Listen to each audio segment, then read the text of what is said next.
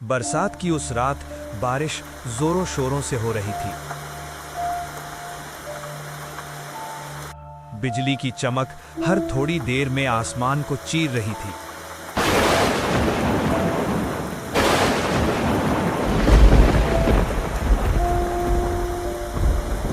गांव की गलियों में सन्नाटा था। बस टप टप करती बारिश की आवाज और दूर किसी बैलगाड़ी के पहियों की चरमराहट सुनाई दे रही थी। बैलगाड़ी पर एक बूढ़ा आदमी बैठा था। सिर पर भीगा हुआ गमछा और आंखों में अजीब सी चमक थी, जैसे किसी को देख रहा हो, किसी का इंतजार कर रहा हो। उस वक्त गांव में पलक अपने बाथरूम में नहा रही थी। गर्मियों की रात में बारिश के बीच नहाना उसे बहुत सुकून देता था। उसने शावर बंद किया और तभी ध्यान आया कि वो टावल लेना भूल गई है। उसने अपनी दोस्त रिया को आवाज लगाई। रिया, रिया टॉवल दे दो ना, मैं भूल गई अंदर लाना। ये लो पलक। पलक ने टावल लिया और मुस्कुराई, पर तभी उसके फोन में वाइब्रेशन हुआ। स्क्रीन पर रिया का मैसेज था। सॉरी पलक, मुझे हॉस्पिटल आना पड़ा, इमरजेंसी थी। पलक की सांस रुक गई। उसने डर के मारे तुरंत दरवाजे की तरफ देखा, पर दरवाजे के नीचे अब कोई साया नहीं था। अचानक नींद से उसकी आंख खुली। वो पसीने से भीगी हुई थी। चारों तरफ सन्नाटा था। खिड़की से हल्की धूप अंदर आ रही थी। घड़ी में सुबह के 10 बज रहे थे। उसने खुद को संभाला और देखा टेबल पर कुछ कपड़े और एक बैग रखा था। वो पायल का था, उसकी छोटी बहन। पायल, पायल जल्दी आओ। क्या हुआ दीदी, इतना चिल्ला क्यों रही हो? तुम कहीं जा रही हो क्या? हाँ दीदी, मैं और मम्मी गांव जा रहे हैं, नानी की तबीयत खराब है। पलक के चेहरे पर बेचैनी छा गई। मतलब वो अकेली रह जाएगी? पलक ने कहा। अरे दीदी, आप रिया को बुला लेना ना, वैसे भी आज संडे है, उसकी छुट्टी होगी।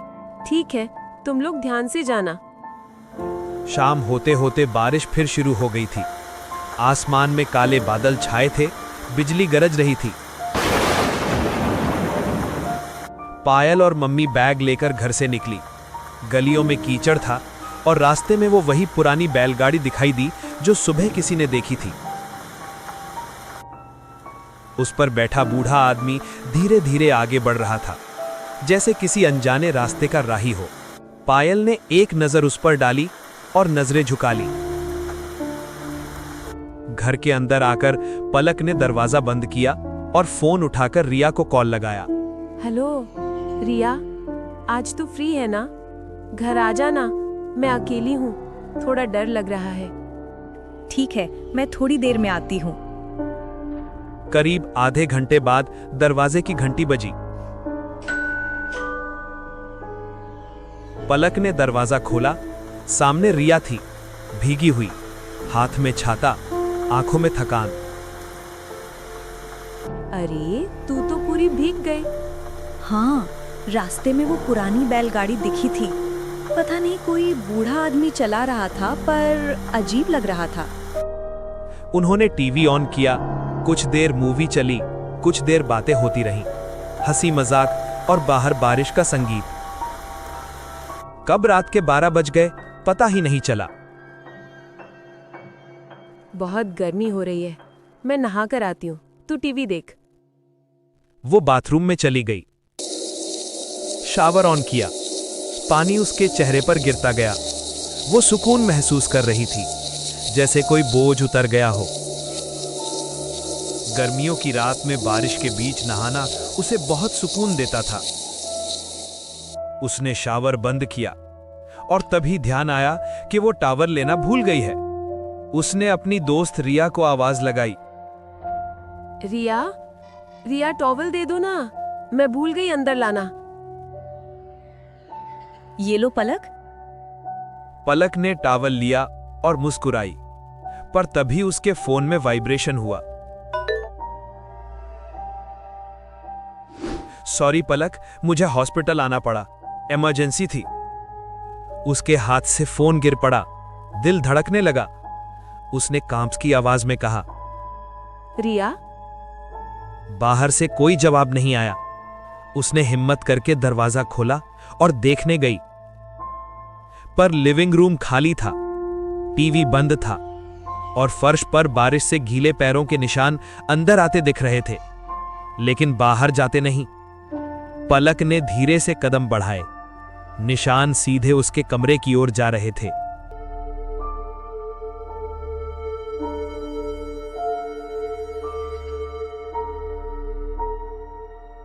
कमरे का दरवाजा आधा खुला था। अंदर से किसी के फुसफुसाने की आवाज आ रही थी।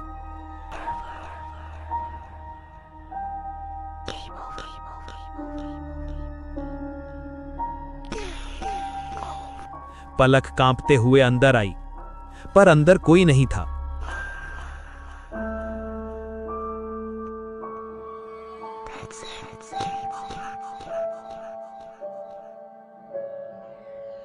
बस खिड़की से आती ठंडी हवा और दीवार पर टंगी रिया की एक पुरानी फोटो। उस फोटो के नीचे धीमे धीमे कुछ शब्द उभर आए।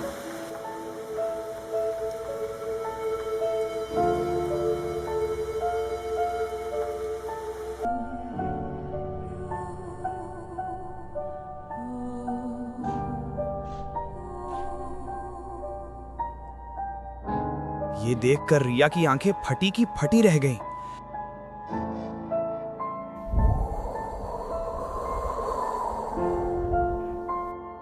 तभी दरवाजे की घंटी बजी। पलक ने कहा। इतनी रात गए कौन आया होगा? पलक दरवाजे की तरफ बढ़ी तो बाहर से रिया की आवाज आई। पलक, पलक, पलक जल्दी दरवाजा खोलो, ये मुझे मार देगा। पलक ने हड़बड़ी में दरवाजा खोला, पर बाहर तो दूर दूर तक रिया का कोई नामो निशान नहीं था। बस पलक के सामने एक काली परछाई खड़ी थी, पर उसमें कोई हलचल नहीं हो रही थी।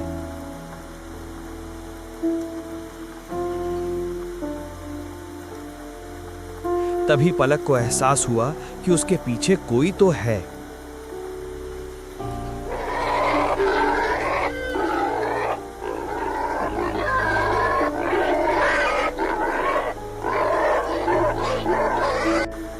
पलक को ऐसा लग रहा था कि उसके आसपास कोई तो है, तो पलक वापस घर आने लगी, धीरे धीरे कदम बढ़ाते हुए। ना जाने क्यों पर आज घर तक पहुंचने में पलक को काफी समय लग रहा था।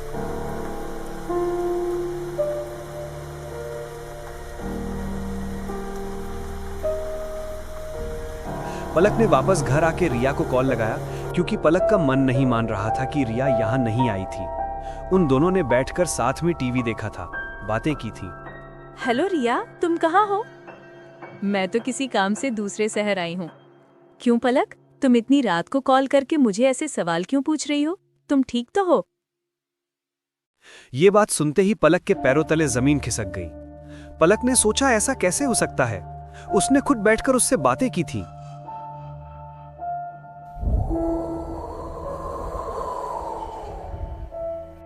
ये सोचते सोचते पलक को चक्कर आ गया।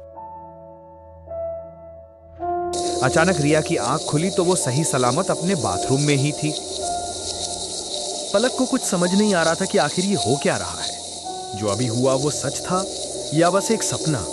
और अगर ये कोई सपना है तो रिया अभी भी रूम में बैठकर टीवी देख रही होगी। लेकिन पलक ये तो समझ चुकी थी कि अगर ये सच है तो आज वो बचने वाली नहीं है। रिया को ऐसा महसूस हो रहा था, न जाने क्यों पूरे घर में वो अकेली है। आखिर वो करे तो करे क्या? अगर आज उसे कुछ हो गया तो उसकी फैमिली का ख्याल कौन रखेगा? जैसे जैसे समय बीत रहा था और जैसे जैसे पानी की बूंदें उसके शरीर पर गिर रही थी, वो बहुत अकेली महसूस कर रही थी।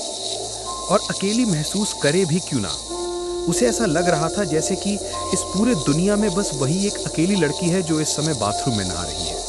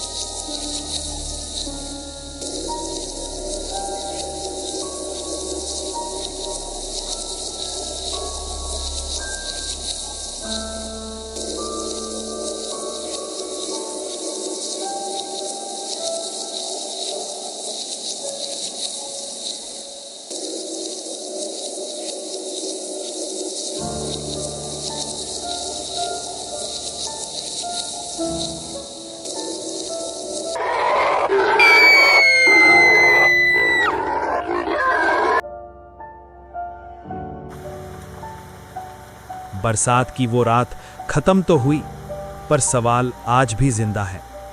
रिया कब आई थी और क्या वो सच में आई थी?